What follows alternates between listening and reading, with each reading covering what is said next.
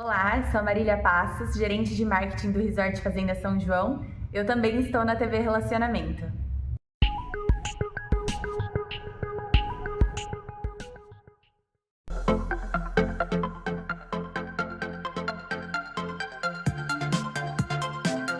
Olá, internauta, tudo bem? Nós estamos aqui na TV Relacionamento com mais um programa Haroldo Lopes e hoje entrevistando uma personalidade, um dos criminalistas mais importantes desse país, um criminalista que já defendeu diversos casos aí na mídia, uma pessoa pertinente no tribunal do júri. Além de grande criminalista, ele também foi um dos combatentes, um homem que vestiu ali a camisa da rota, esteve e sabe tudo sobre polícia e violência. Eu recebo hoje com muito prazer aqui no meu programa Dr. Arildo de Paula. Dr. Arildo, tudo bem com o senhor? Muito obrigado por ter atendido o nosso convite. Inicialmente, queria agradecer o pessoal que aqui nos assiste pela internet e agradecer você e a toda a produção, Haroldo, pelo honroso convite. E tentarei aqui, de uma forma didática, tentar expor o nosso tema, que você em breve irá relatar, para que o público possa entender o que efetivamente está acontecendo com o nosso país. Doutor Arildo, aliás, prefiro chamar de Dr. De Paula, é meu amigo, gosto de chamar e sem formalidades. Chama Dr. de Paula, De somos Paula e amigos, Haroldo, Haroldo. muito melhor, fica muito mais à vontade. Eu acho que nós vivemos num estado de guerra atualmente no Brasil. Calcula-se que esteja aí mais ou menos por volta de 60 mil homicídios só no ano passado. E acredita-se que mais de 40 mil pessoas desaparecidas, ou seja, 60 mil homicídios. Para você que está nos assistindo aqui em São Paulo, imagine um Morumbi lotado. Para você que está nos acompanhando, por exemplo, na Bahia, imagine o estádio da Fonte Nova lotado. Esse é mais ou menos o número de pessoas mortas, assassinadas no Brasil. Eu pergunto para o Dr. De Paula, Dr. De Paula, nós estamos realmente vivendo um momento de guerra no Brasil, com a sua experiência como criminalista e também com a sua experiência na rota. Não queria nem citar o nome de um político, mas ele dizia que quando a rota estava realmente nas ruas, pelo menos aqui em São Paulo, os índices de criminalidade não eram tão grandes e voltaram a crescer. Como é que o senhor vê tudo isso aí? Eu servi a Polícia Militar por 13 anos. Inicialmente servi na Rondas Ostensivas Tobias Aguiar, Rota, e depois servi uma outra tropa de elite que é conhecida como Força Tática. E realmente, Haroldo, a criminalidade de lá para cá, ela vem evoluindo, né? Porque evolução nem sempre é uma coisa boa. Às vezes você evolui para a morte. Então, a evolução nem é sempre uma coisa boa.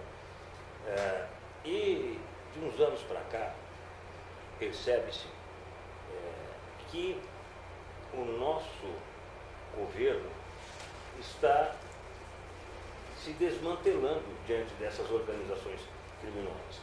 E é organização mesmo.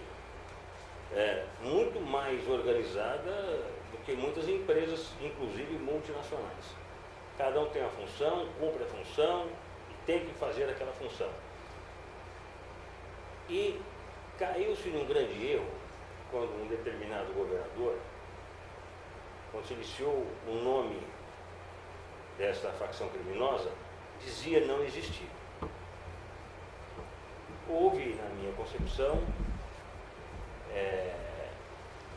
uma negligência, subjugaram a potência dessa organização, e aqui eu não estou fazendo apologia, a realidade ela deve ser encarada de frente para que você possa combater.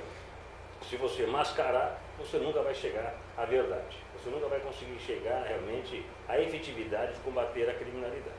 Então, como policial militar, eu digo a vocês, realmente o nosso governo, principalmente daqui de São Paulo, e aqui é uma crítica ferrenha que faço, vem deixando os policiais civis e militares à mercê da malandragem. Eu vou até dar um exemplo.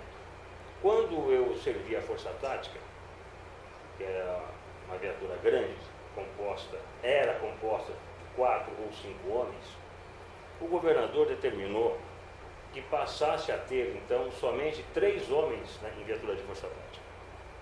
Veja bem, é uma equipe. Cada um tem uma função dentro da viatura. Por isso o nome de equipe, senão seria bando. Não é? Então, quando se tira alguém da equipe, alguém tem que suprir aquela necessidade. E aí enfraquece a força policial. Foi um erro grotesco. Deveria-se voltar a ter pelo menos 4 homens em viatura de Força Tática para que se tenha mais energia. Não se confunda energia com violência. Agora, De Paula, você está colocando aí, dando um destaque especial para os governantes. Sim. E, na realidade, eu trouxe o Dr. De Paula hoje aqui para a TV Relacionamento, no meu programa, porque esse homem não tem medo de colocar a cara na lente e falar o que tiver que ser dito. Vários policiais recentemente foram identificados fazendo uma equipe com crime organizado. Até um número assustador. Como é que nós podemos resolver essa situação? Somente com o governo do Estado de São Paulo, o recrutamento desses profissionais deve ser muito mais rigoroso em termos de personalidade, em termos de condições psicológicas, éticas, morais. Onde é que está o problema de tantos policiais? Lógico que eu não estou generalizando, que vocês não me interpretem mal, porque a polícia ainda tem resolvido muitas situações, temos que tirar o chapéu para essa instituição. Mas existem muitos policiais manchando a instituição polícia. Como é que nós resolvemos essa situação, doutor De Paula? A princípio, tenho para mim que aí há duas vertentes, Haroldo, duas vertentes. A primeira é caráter. Caráter. Ser um homem honesto. Trazer consigo, no seu coração, o lema de honestidade. Né? Eu tenho até uma tatuagem aqui no braço, que é o símbolo da Força Tática, e está escrito a seguinte frase: faça valer a pena. Esse é o lema que eu carrego comigo. Né? E aí, o que é fazer valer a pena? É você servir de exemplo para os seus pares, seus pais, seus filhos, porque da vida o que nós levamos é só o que realmente deixamos, né? O nosso legado. Então, a primeira questão é caráter. A segunda questão é um pouco mais complicada, e aqui não estou a justificar a conduta. Né? Explica, mas não justifica. Eu costumo dizer o seguinte, que a honestidade do homem vai até o fundo do estômago.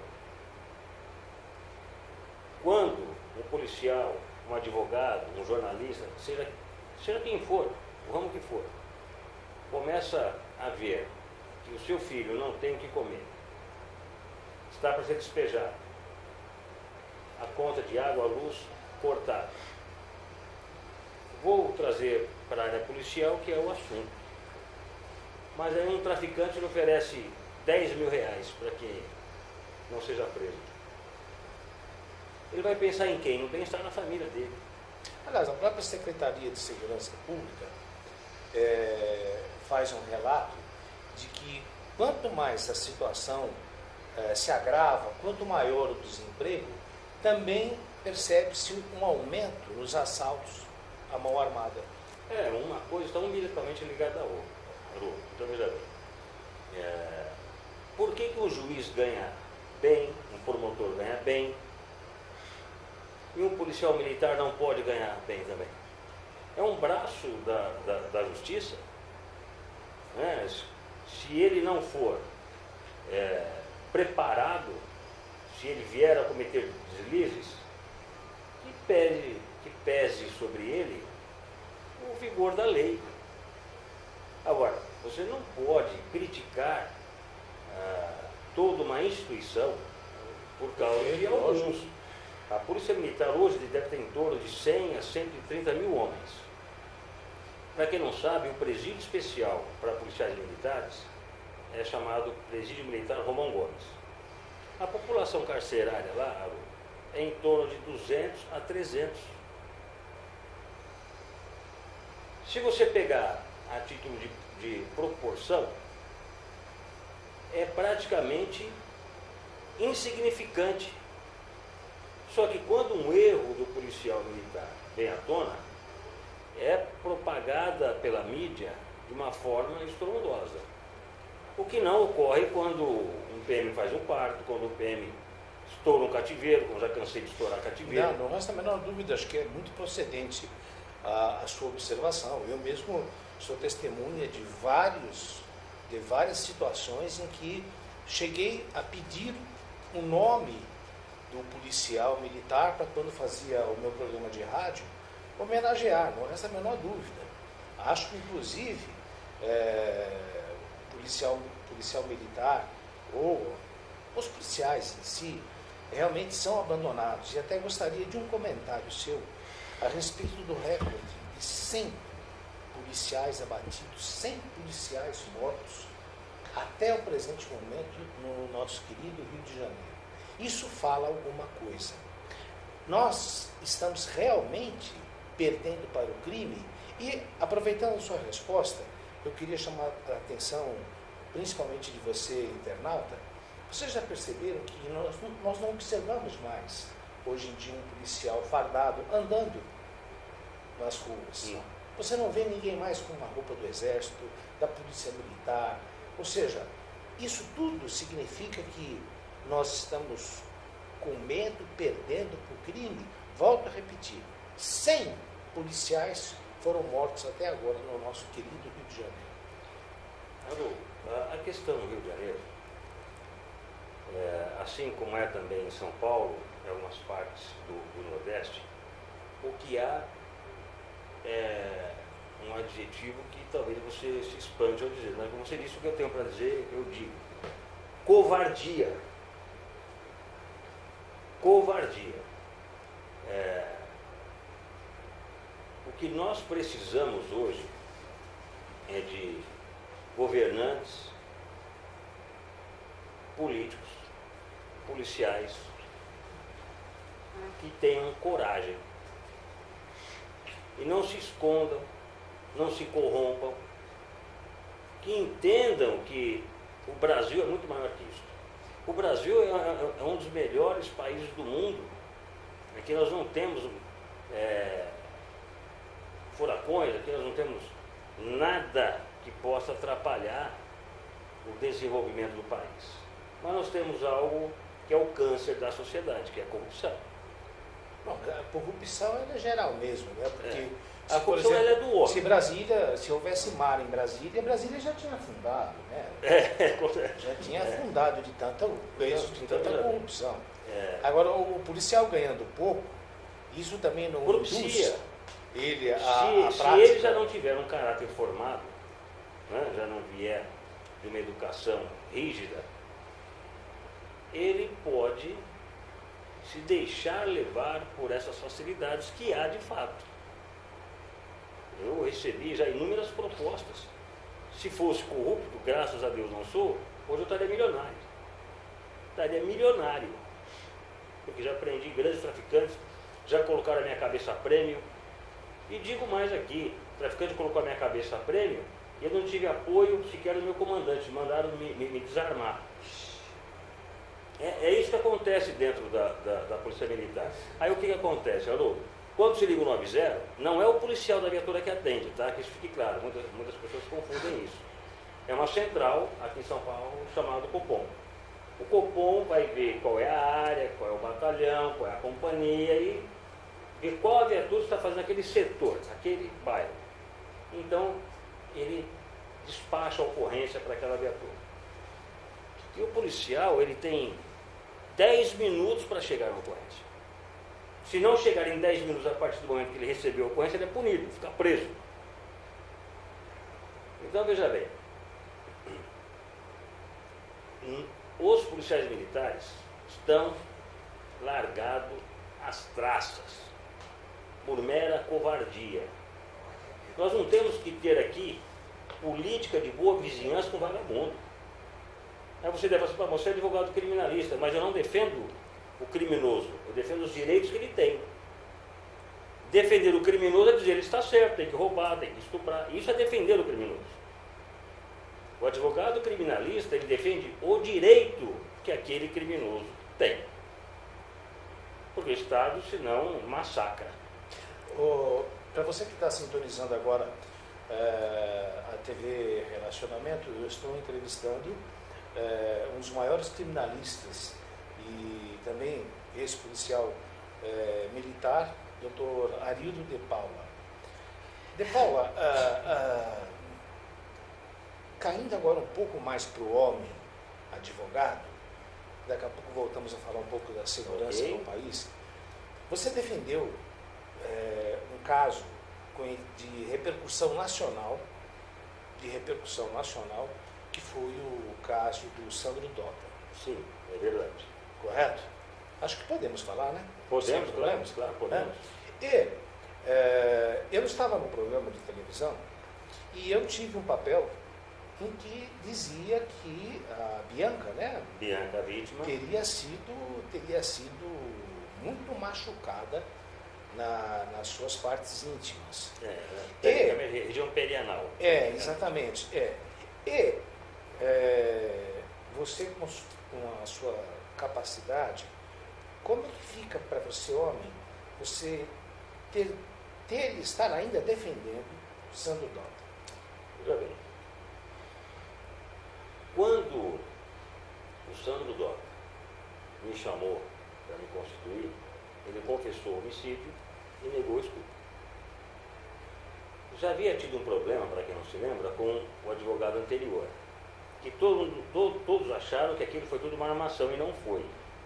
Não foi armação, não foi culpa do Ricardo Martins, que é o advogado da época, não foi uma armação, não foi uma chacota, não foi. E negou o estupro, então. Eu falei, bom, então façamos o seguinte, você matou? Matei. Por que você matou? Porque ela bateu no meu enteado, eu fui lá para tirar uma satisfação com ela, ela me deu um tapa no rosto e acabou acontecendo o que aconteceu. Eu falei, bom, então você vai escrever uma carta confessando. Era uma segurança para mim, uma segurança para ele. Porque amanhã vem a mídia e diz assim, olha, ele matou? Matou. Depois ele diz, não, eu não matei, o advogado está ficando louco. Então assim, era uma segurança para mim e para ele. A questão do homicídio, eu pedi a condenação dele. Você pediu? Eu pedi, não é justo ele ter matado, e sair ileso. Eu não luto pela injustiça, eu quero que seja aplicada a lei dentro dos seus limites. Ou seja, você não teria consciência, como diz aquela, não vou nem dizer anedota porque a coisa é tão pesada, mas há um comentário, uma historinha que fala-se a respeito dos advogados criminalistas. Diz que uma mulher procurou um advogado criminalista que não era o doutor De Paula, e ela procurou e disse assim, doutor, eu fiquei sabendo que o senhor é um grande criminalista. E o negócio é o seguinte, eu quero que o senhor me defenda porque eu matei minha mulher. Aí o advogado falou assim, então vamos começar a trabalhar agora. Dizem, comenta-se que o senhor matou a sua mulher. Como o senhor vê um advogado que age dessa forma? Inepto. O advogado, ele não tem, na minha concepção, que indicar as teses para o cliente.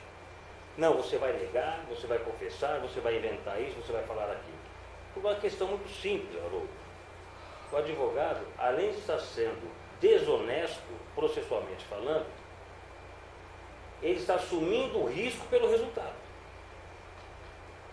Chega lá o meu cliente, olha, eu matei, tá tudo bem, o que você quer alegar? Não, eu quero negar. Ah, você quer negar? Tudo bem. É um direito dele negar. Eu vou negar a autoria. Mas eu jamais vou dizer a ele: ah, você matou? Eu quero confessar. Não, não confesse. Não confesse. Negue, negue, negue. Se ele quer confessar, a minha parte é explicar tecnicamente quais são os efeitos da confissão e as consequências de uma negativa. Essa é a função do advogado criminalista, não é ficar orientando o réu, muito menos testemunha. Né? Já vi colegas orientando testemunhas, e é uma coisa esdrúxula, até teratológica. E isto é ser desonesto, isso não é praticar advocacia. Isso daí é se vender. Primeiro é o trabalho. O dinheiro é a consequência do trabalho. Você não pode inverter as coisas. Você não pode fazer tudo a todo modo. Não se pode fazer isso. Se você não está confortável com aquela causa, o advogado não é obrigado a pegar a causa. Doutor De Paula, como homem, como advogado, como policial, é a favor da pena de morte? Sou a favor da pena de morte em algumas hipóteses. Em algumas hipóteses. Não para analisar. Aliás, há pena de morte no Brasil, né? Em caso de guerra externa declarada. Então, vejam bem, eu sou a favor da pena de morte em caso de estupro seguido de morte, tráfico, entorpecente, extorsão, mediante sequestro, e mais uns 2 ou 3. Desde que seja autuado em flagrante, que não seja preso por investigação. Seja autuado em flagrante e reincidente específico. Porque o que muito se diz é o seguinte: ah, mas a pena de morte, se errar, não tem retorno. Essa é uma alegação de então, muitas tudo pessoas. bem. O De Paula foi preso traficando. Mas não seria uma forma de um homicídio legalizado diante de um homicídio doloso? Não é que não teria aprovar pena. a pena de morte? Não seria melhor, por exemplo, a prisão perpétua não seria uma coisa um pouco mais... Não, porque você condenando alguém à prisão perpétua, você o torna o que nós chamamos de inimputável, ou seja, você não pode fazer mais nada com ele. Se ele matar mais de 10, você vai fazer o que mais com ele? Ele matou mais 20 ladrão lá dentro, escapou, estuprou mais 20, você vai fazer o que com ele? Você não tem mais como puni-lo. Então, por essa razão, eu sou contra a prisão perpétua. E sou a favor da pena de morte. Por quê? Aí você vai legalizar. Não é que não terá pena. Terá pena, mas não é de morte. Em caso de reincidência específica, preso em flagrante novamente, aí sim, passaria a correr o risco, então, da pena de morte, caso fosse condenado. Eu vou deixar uma pergunta, Tá? e daqui a pouco quero que o senhor responda. O que nós precisamos fazer para diminuirmos o número alarmante de homicídios no país, desaparecimentos, estupros e a violência em geral? Queria que daqui a pouco o senhor dissesse, na sua opinião, o que seria preciso para mudarmos essa face horrível que o Brasil tem, inclusive no exterior. Mas já que estamos falando de segurança, eu queria dar um recado para você, internauta, que está nos acompanhando aqui pela TV Relacionamento. Você mora em condomínio? Olha, se você mora em condomínio, você tem que estar bem atento, porque, olha, hoje existem arrastões. Meliante, muitas vezes, tem até uma certa facilidade de falar com o porteiro, acaba entrando num prédio e faz uma limpeza no prédio. Você sabia que existe uma empresa especializada em que você economiza até 70% com a folha dos porteiros que ficam ali na guarita do seu prédio? Sabe como? Através de uma portaria virtual. Ou seja, o indivíduo, quando chega no seu condomínio, ele não vai falar com um porteiro, com um ser, ele vai falar com uma central virtual. Ou seja, essa central virtual entra em contato com você através de SMS e se a senha que você der para a central virtual for identificada com que a pessoa que está querendo entrar no prédio, tudo isso bater, a porta abre-se automaticamente. E essa central virtual, ela fica em qualquer lugar, menos ali na porta do seu prédio.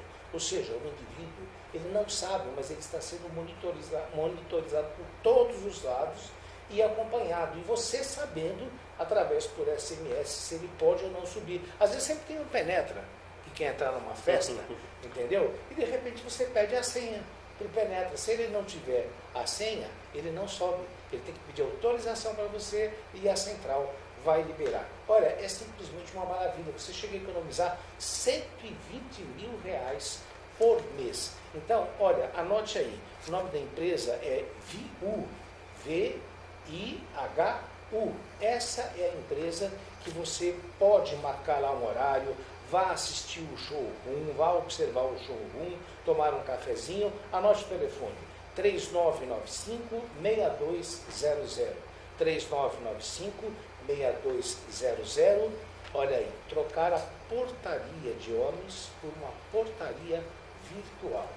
Você não vai falar com ninguém, mas você com certeza não entra no prédio sem autorização desta central. Eu tinha deixado uma pergunta para o Dr. De Paula aí nesses minutinhos que nos restam para encerrar mais essa edição. Vamos lá. O que fazer? Primeiro, a curto prazo é usar o braço forte do Estado, as polícias. Com coragem, com treinamento, com investimento. Não se combate um crime organizado sem um serviço de inteligência. Então, a curto prazo é isso, né? Força Armada do Estado. Polícia Militar, Polícia Civil. Isso aqui a gente já está bem no finalzinho, mas só lembrando um dado também. Um professor por dia é agredido na rede pública no Brasil, pelo menos um por dia. Ou seja, a violência vindo de dentro de casa do aluno. Como é que a gente inclui tudo isso para diminuir essa Aí é um violência? problema familiar, né? Porque os pais não educaram o filho para que respeite o professor. Se o filho meu levantar o tom de voz para o professor, pode ter certeza que ele vai sofrer as consequências em casa. O professor está ali para ser respeitado, jamais agredido. E fui professor também, né? Professor universitário. Mas o problema maior é quando lida com adolescentes e crianças. Então, os pais têm que estar sempre alertas, atentos e não admitir que filho nenhum pratique qualquer tipo de agressão, seja qual for, contra os professores. Doutor De Paula, eu gostaria de agradecer muito a sua visita aqui, as informações que o senhor passou para todos os internautas. O doutor De Paula quer deixar algum contato, se algum internauta quiser entrar em contato? Olha, tem o meu Facebook, né? O doutor De Paula faz palestras também, não faz? Sou palestrante, faço palestra na área do Tribunal do Júri, que é a minha especialidade, né? Mas tem lá no Facebook Arildo de Paula e tem o telefone que é o 11 981 46 1000. Vamos repetir? 11 981 46 1000. Doutor De Paula, mais uma vez, em nome aí da TV Relacionamento, agradeço muito a sua presença. A honra é toda Espero minha. poder contar com a sua Quantas sabedoria vezes mais forem vezes aqui. necessárias. E a você, internauta, também, muito obrigado por ter nos acompanhado e com certeza em breve nos veremos. Até mais.